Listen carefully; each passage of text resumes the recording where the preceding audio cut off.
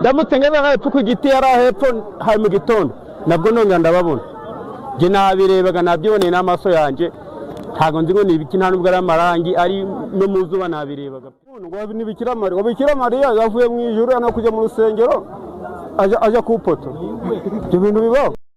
Reka ngusuze cyane ukomeje gukurikira Gospel Society TV. Nitwa Nigena Manase nige mumenyereye bageze biganiro byo kuri Gospel Society. Uyu mwanya ngiye kwageza inkuru idasanzwe yabereye mu Rwanda. Ambaza ngo yabereye ahangaha ni mu gice cy'amajyaruguru cyangwa se ntara y'amajyaruguru mu karere ka Musanze, umurenge wa Gataraga mu gace kaze nka Winzovu. Hari inkuru yabaye idasanzwe inshuti yanjye wambaza ngo ni iyihe. Inkuru yabaye idasanzwe nuko hari abana bari gukina umupira ndetse n'abandi baturage bisanzwe bari aho ngo bisanzwe. Hari poto yabereyeho ikintu kidasanzwe. Yezu na Mariya baboneka, hari abagize iyerekwa muri umurenge wa Gataraga. Ni ikintu rero kidasanzwe cyabaye cyatumye inzego zitandukanye ari z'iyobokamana ari n'inzego za leta zizaho ngaho kureba icyo abaturage bari kugenda bavuga ko Gataraga habayemo ibonekerwa. Ndagira ngo ngaragaze ko ayo makuru atariyo, kubera ko aho byagiye bikomoka ni abana babiri biga kuri groupe scolaire ya Rwinzovu, aho basohotse babona ipoto y'amashanyarazi iri hafi n'ikigo. Nyuma yaho baza kubwira bagenzi babo ko babonye ku ipoto hariho ifoto ya Bikira Mariya, ariko icyagaragaye nuko ni amasubyo yari ariho, noneho bayitiranya n'ishusho ya Bikira Mariya. Icyo gihe abana rero barahuruye bose bagera mu 2000 bagera kuri ya poto. Abana bagenda bavuga ko nabo babonye ishusho ya Bikira Mariya. Ubwo ko bagiye bataha rero babikojeje ababyeyi, nuko nguko ibintu byagiye gusakara mu gitondo cyaho.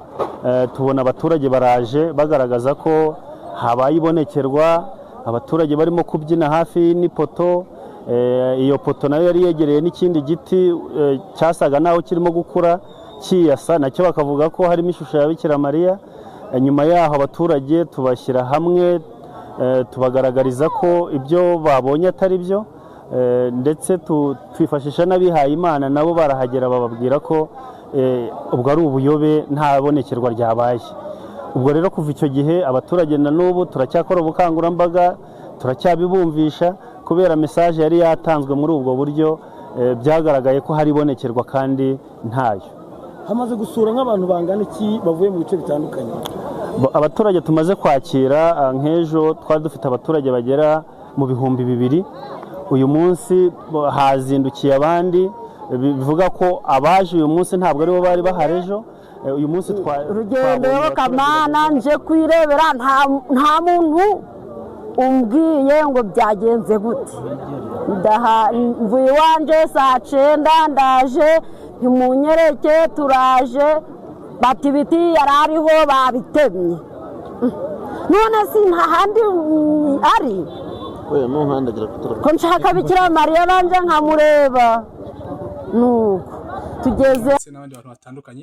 Bira kabiri murabize igihe ukuntu biba ari ukwezi n'izuba, ukuntu bigenda bibisikana, bukira bukongera bugacya, mwije mukaza mundi bwo umucyo ukongera ukaza hano ku isi. Ni ibintu byabayeho bidasanzwe inshuti yanjye.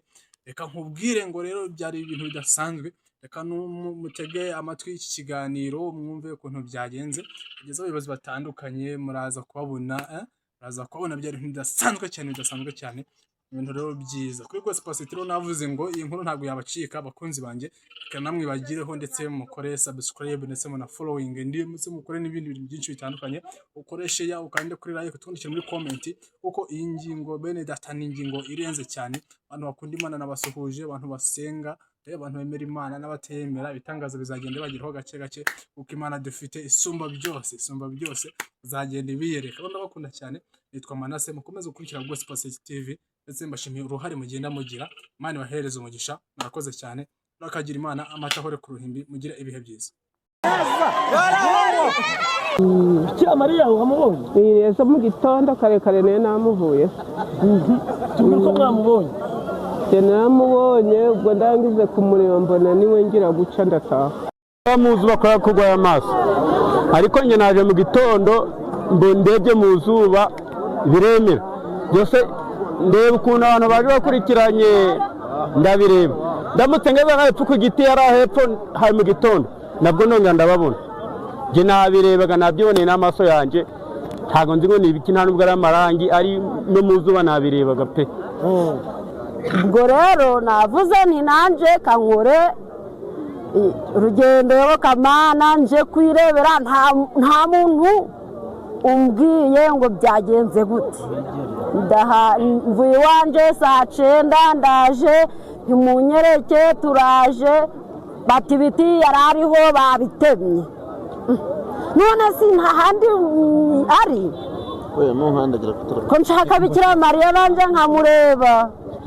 nuko tugeze hano cakoze umuntu uyoborwa na Roho Mutagatifu agira imyizerere ye. nje naje nizeye yuko Bikira Mariya ndamubona, nje mubonye